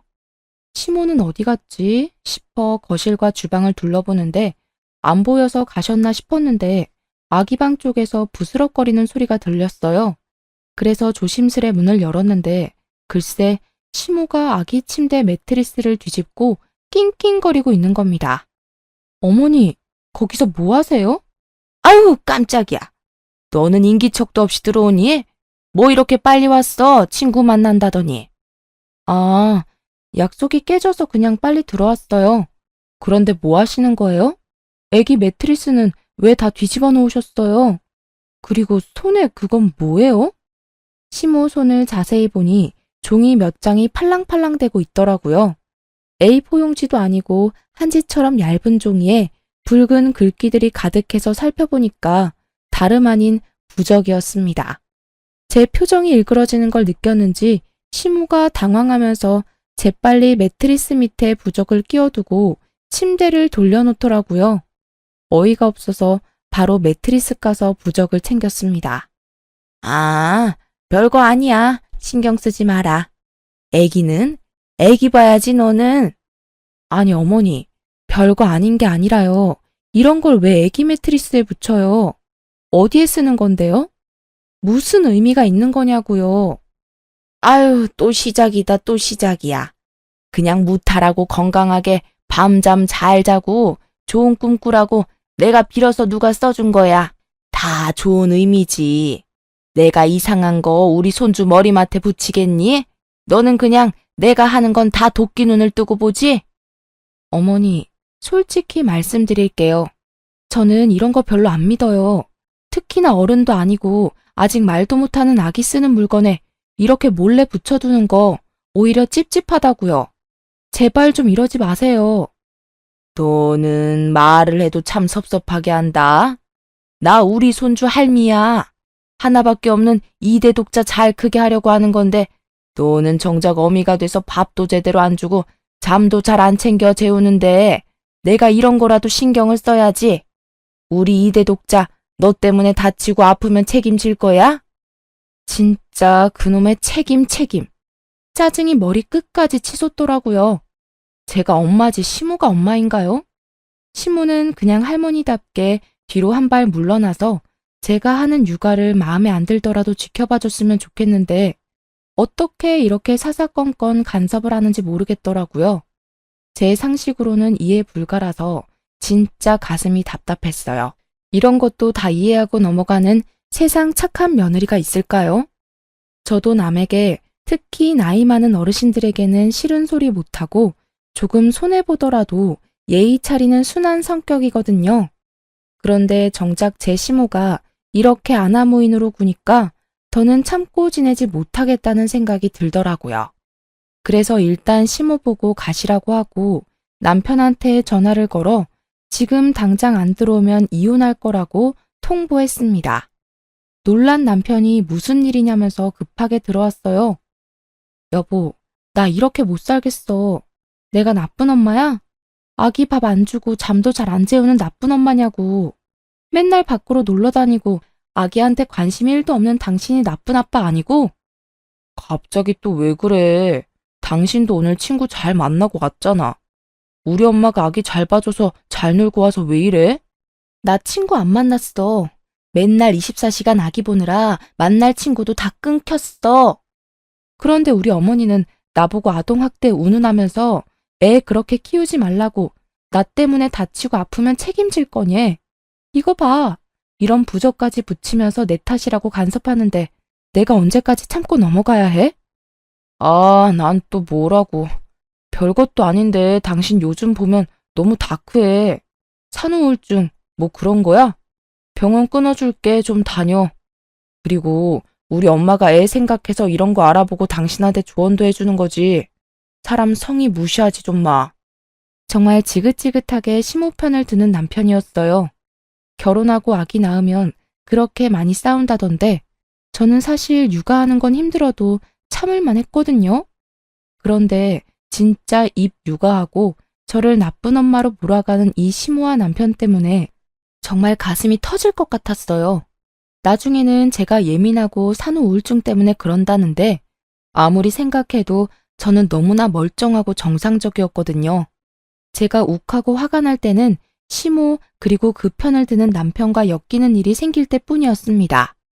이때부터는 저도 너무 빡쳐서 시모가 연락 오면 절대 안 받고 무슨 일 있냐고 찾아와도 아예 대꾸를 안 했어요. 회피하는 게 답은 아니지만 그냥 그렇게 놔버리게 되더라고요. 그렇게 아기만 보면서 살다 보니 어느덧 돌잔치 날이 됐습니다. 아무래도 양가의 첫 아기인지라 무슨 부잣집처럼 화려하게 잔치를 열어주지는 못해도 포토그래퍼를 부르고 조금 격식 있는 곳에서 가족 지인들을 초대해 식사를 대접했어요. 다행히 아기도 이날 컨디션이 좋아서 방실방실 많이 웃고 노래가 나오니 몸도 이리저리 흔들고 춤추며 이쁜 짓을 많이 해서 저도 기분 좋고 다들 즐거워했죠. 돌잡이 때는 또 청진기를 잡아서 의사 될 거야 우리 아들 하면서 남들 다 아는 고슴도치맘의 면모를 보이곤 했습니다. 그렇게 돌잔치가 무르익을 쯤이었어요. 꼴 보기 싫은 남편이랑도 좋은 날이니 좋은 모습 보이자며 사이 좋은 부부인 것처럼 최선을 다하고 있었는데 갑자기 스님 복장을 한 남자 한 명이 들어오더라고요. 너무 특이한 복장이라 뭐지? 우리 손님 맞나? 하고 의아해하는데 시모가 합장을 하며 너무 반갑게 맞이하는 거예요. 그때까지는 그냥 시모 손님인가 보다 저런 사람도 안 해? 하고 말았는데 이 스님이 시모랑 속닥속닥거리더니 대뜸 저희 부부 아들에게 걸어오는 겁니다. 당황해서 쳐다만 보고 있으니 시모가 소개를 해주더라고요. 인사해라. 강원도 산에서 유명한 땡땡 스님인데 내가 우리 손주 돌잔치 날이라고 어렵게 모셔왔어. 고마운 줄 알아라. 안녕하세요. 아들 내외 분이시죠? 말씀 많이 들었습니다. 손주가 아주 똘똘하고 귀엽게 생겼네요. 복이 많은 얼굴이에요. 이분이 우리나라에서 관상 잘 보기로 손에 꼽히는 분이다. 내가 우리 손주 사진 보여드리니 직접 관상 보고 기도까지 해주신다니 뭐니. 얼마나 감사한 일이야. 잔뜩 들뜬 시모 말을 듣는데 기가 막혔어요. 이제 고작 돌이 된 아기가 무슨 관상이 있나요? 풍문으로 듣는 이야기만 해도 아기 얼굴은 크면서 12번도 더 바뀐다고 흔히 말을 하잖아요. 제가 봐도 태어난 직후에는 남편을 많이 닮았었는데 돌이 가까워지고 얼굴 윤곽이 드러나면서부터는 제 어릴 때 사진이랑 똑같이 생겨서 신기했거든요. 그런데 아직 졸리면 울고 옹알이하는 아기를 두고 관상을 봐준다면서 기운이 좋니 나쁘니 입대는 게 싫었어요. 그래서 아주 싫은 티를 팍팍 냈더니 남편이 눈치채고 저를 따로 불러서 좋은 날인데 예의 없이 굴지 말라고 자기도 아는 사람이니까 봐주자고 하더라고요. 당신은 이해되냐고 했더니 어쨌든 어머니가 불러서 좋은 날 와주신 손님이고 축하해주러 온 거니까 넘어가자는 거예요. 무슨 이런 이해심이 바다같이 넓은 사람이 있나 싶었어요. 자기 어머니한테 대한 건 무조건 수용하는데 저는 이런 효자랑 진짜 못 살겠다 싶더라고요. 그래서 나는 그렇게 못한다고 시모한테 관상 볼 필요 없다고 남들 보기에도 좀 이상하니까 밥만 드시고 가셨으면 좋겠다고 했어요. 그랬더니 시모가 얼굴이 빨개지면서 자기 손님인데 무시하는 거냐면서 갑자기 소리를 바락 지르더라고요. 그 바람에 멀리서 상황을 지켜보던 저희 친정엄마 아빠를 비롯한 친정 식구들도 놀라서 달려오게 됐습니다. 아니, 사부인, 무슨 일이세요? 왜 그러는데? 어머니, 왜 갑자기 소리를 지르세요? 아기 놀라잖아요. 그냥 저는 이런 게 다 싫다고요. 엄마인 제가 싫다는데 제발 강요하지 마세요. 부탁드려요. 강요가 아니라, 아유, 사돈, 제가 이러고 삽니다. 며느리가 아주 보통 내기가 아니에요. 허구한 날 말대꾸에 제가 무서워서 무슨 말을 못해요. 제가 아기 잘 되라고 스님 좀 모셔왔는데 그거 가지고 이렇게 화를 내잖아요. 시모 말을 듣고 상황을 파악한 친정엄마가 한숨을 쉬면서 제 팔을 잡고 좋은 날이니 그만하라고 말리시더라고요. 정말 주위를 둘러보니 사람들은 무슨 일인가 싶어 웅성대지 친정엄마도 말리지 내가 또 참자 싶어 입을 다물었어요. 그런데 이 눈치 없는 스님이 제 속을 긁더라고요. 에헴, 이 집은 며느리 기 좀 누르고 사셔야겠습니다. 그래야 집안에 복이 오는 거예요. 며느리분, 명심 좀 하세요. 그 순간 참고 참았던 화가 활화산처럼 터졌습니다. 친정엄마랑 아빠도 못 참으셨는지 지금 무슨 소리 하는 거냐면서 길길이 화를 내시고 저보고도 참지 말라고 하시더라고요. 가시라고 스님을 쫓아내고 나서 엉망이 된 돌잔치를 수습한 후 집에 돌아와 짜증을 내서 스님 뒷조사를 시작했어요. 시모가 했던 말을 조합해서 검색하니 한 암자가 나오더라고요. 그래서 전화를 하니 그곳에 있다가 사기를 쳐서 싸우고 나간 사람이라며 지금 안 그래도 신고를 할까 말까 고민이라면서 피해를 입으셨냐고 어딨냐고 오히려 저를 캐묻는 겁니다. 대체 이런 사람이랑 시모는 어떻게 아는 사이인지 너무 궁금했어요. 혹시 이 사람이 부적이며 기도며 다 해준 게 아닌가 싶더라고요. 그러다 문득 남편이 아는 사람이라고 했던 말이 떠올랐어요. 그래서 바로 남편을 잡아서 사실대로 말하라고 으름장을 놨습니다. 몇 날 며칠 쫓아다니면서 당신이 안 말해주면 흥신소라도 고용하겠다고 하니 한숨을 푹 쉬면서 사실을 털어놓더라고요. 알고 보니 그 스님은 시모 내연남이었는데 그동안 남편을 꼬드겨서 뒤로 아기 개명이며 부적이며 기도하는 값으로 수백만 원씩 저 몰래 지불을 하고 있었던 겁니다. 아니 어떻게 멀쩡히 살아있는 아빠를 두고 바람피는 엄마와 내연남을 알면서도 이렇게 돈까지 줘가며 눈 감아줄 수 있는 건지 제 상식으로는 도저히 이해가 되지 않았어요. 그랬더니 평생 가정에는 무관심하고 돈만 주는 아버지에게 질렸고 외로워하는 엄마가 불쌍해서 알면서도 봐줬다고 하더라고요. 정말 세상에 이런 효자가 또 있을까요? 제가 나서지 않으면 남편은 계속 시모에게 잡혀 살 것 같았어요. 엄밀히 말하면 시모의 내연남인 그 땡중에게요. 그래서 시모한테 단단히 일러두려고 따지러 갔습니다. 어머니, 저 다 알고 왔어요. 다시는 저희 부부 일에 끼어들지 마시고 어머니 행복은 혼자 찾으세요. 한 번만 더 저희 아들 위한답시고 이상한 일에 이용하시면 저 진짜 가만 안 있을지도 몰라요. 진심입니다. 네가 알긴 뭘 안다고 그래 버릇없이. 어디 함부로 그런 말을 해. 스님 말 하나도 틀린 게 없다. 이것 봐. 네가 우리 집안 다 망치고 있잖아. 며느리 잘못 본 거야 내가. 아유. 집안 망치는 건 제가 아니라 어머니랑 그 땡중이죠. 땡중? 너 말 다 했니? 네가 그렇게 함부로 말할 뿐이 아니야. 안 그래도 내가 너한테 이런 말까지 전해야 하나 고민했는데 너 하는 거 보니까 제대로 말을 해줘야겠다. 스님이 우리 손주 정도면 지금쯤 말도 하고 걸어야 하는데 발달이 늦는 게 다 네 덕이 부족해서 그렇대. 엄마가 이렇게 매사 부정적인데 좋은 기운이 들겠니? 그래도 나 봐서 촉 켜주신다니까 1,000만 원 이체시켜라. 아니, 갓 돌지는 아기가 말하고 걷지 못한다고 발달이 느리다는 건 무슨 과학적 근거가 있는 건가요? 물론 빨리 말하고 걷는 아기도 있겠죠.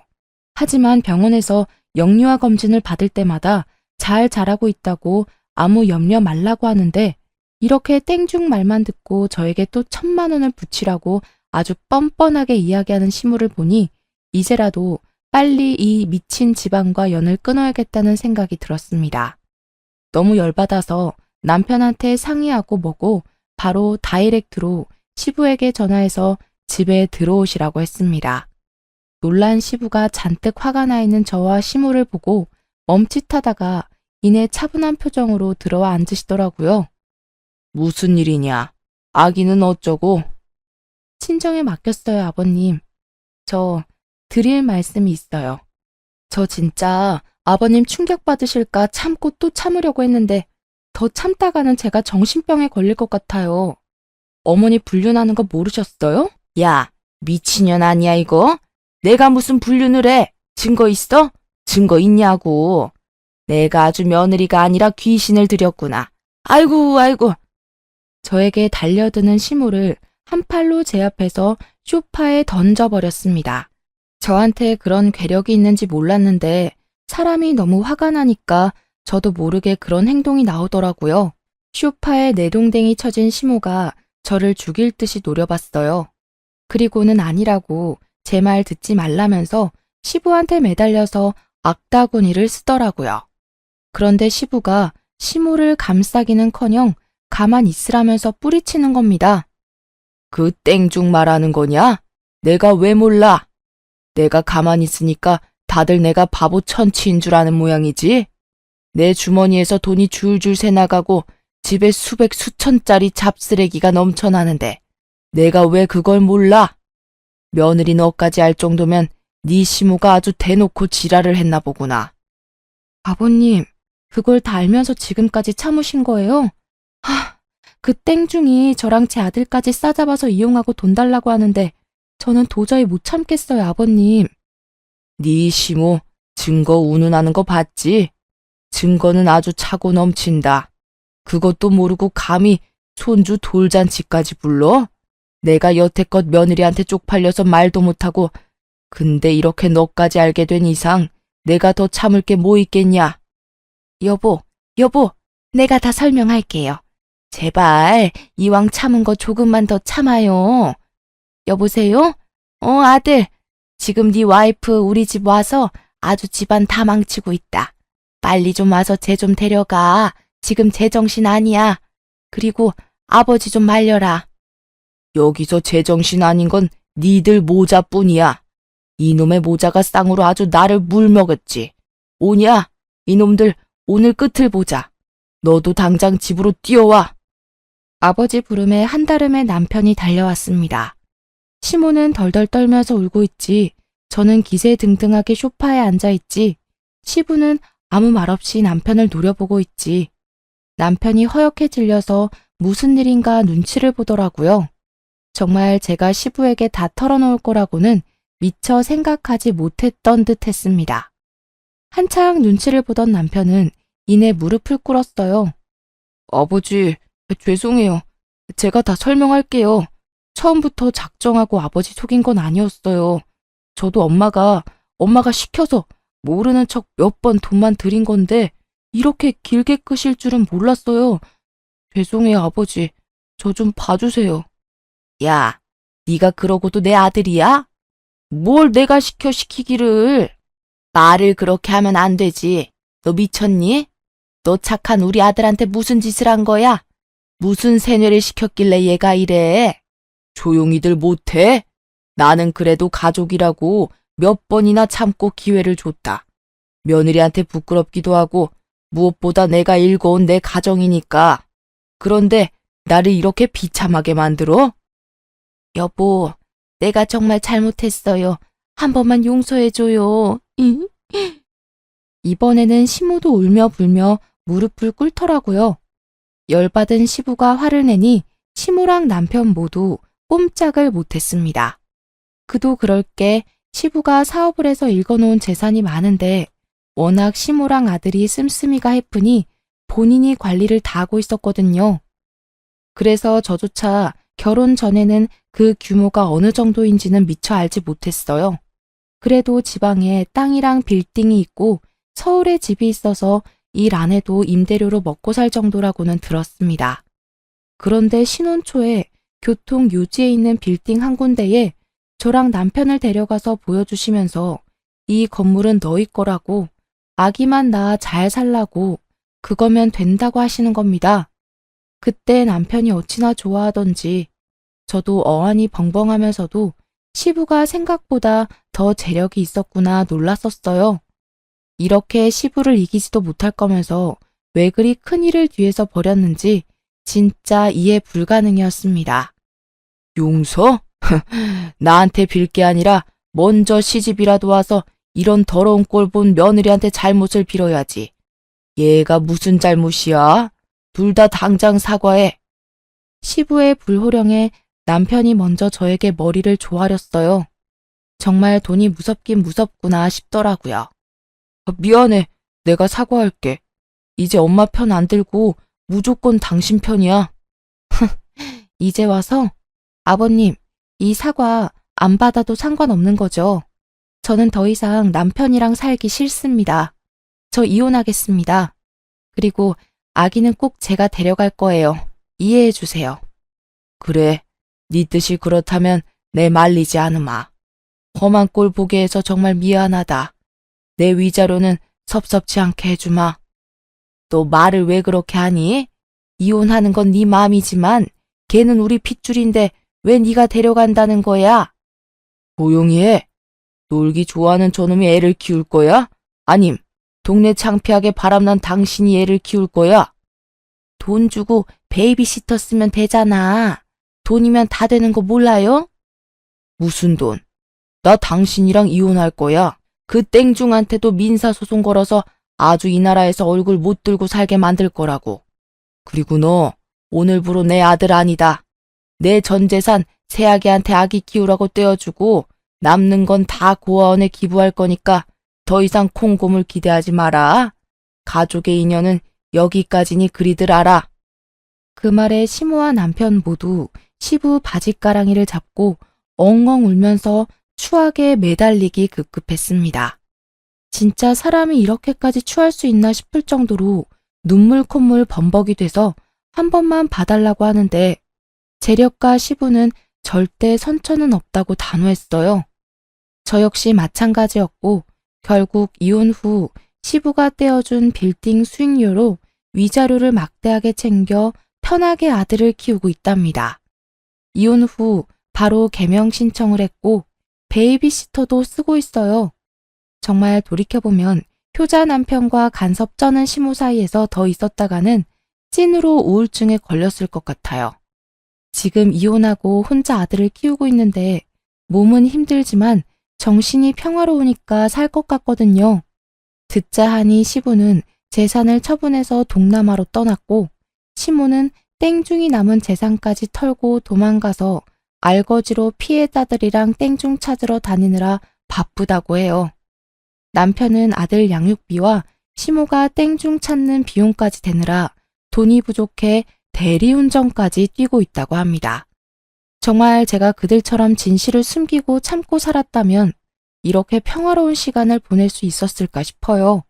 혹시 저처럼 이상한 모자 사이에서 답답해하는 분들 계시다면 참지 말고 맞서 싸우라고 말씀드리고 싶네요. 그럼 지금까지 제 이야기 들어주셔서 감사하고 저는 아들과 함께 앞으로도 용기 내 살아보겠습니다.